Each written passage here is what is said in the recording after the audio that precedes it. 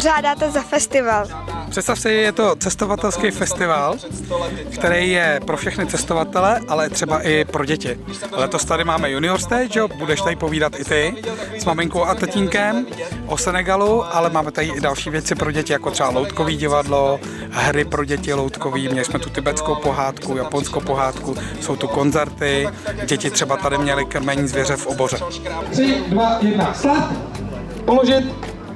Tou novinkou je Junior Stage, tedy pódium, které je určeno mladým cestovatelům do 23 let. Matěj, ty jsi tady měl přednášku, jak jsi to užil? Dobrý to bylo. No, trošku jsem se styděla, ale šlo to. Rád cestuju. Která země se ti líbila nejvíc? Asi Filipíny. Kvůli tomu, jak tam bylo to moře a ryby. A na co se těšíš nejvíc? Na mamky přednášku. Co to vaříš? Dneska připravuju ceviche, peruánský pokrm z čerstvé ryby. Připravujeme dneska tady na kaminosu z tuňáka, z čerstvého tuňáka, rajčátek, cibulky, koriandru a limetek.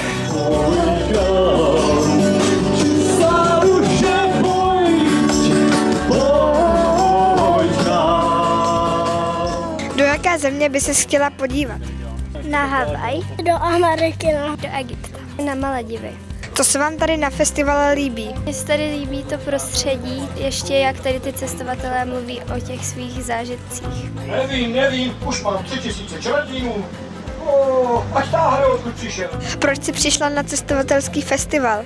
Protože mě baví různý cestovatelský takový vyprávění a plus k tomu jsou tady různý koncerty a to mě také moc baví. Zároveň dneska mě bavila i ta Junior Stage, která byla hrozně super.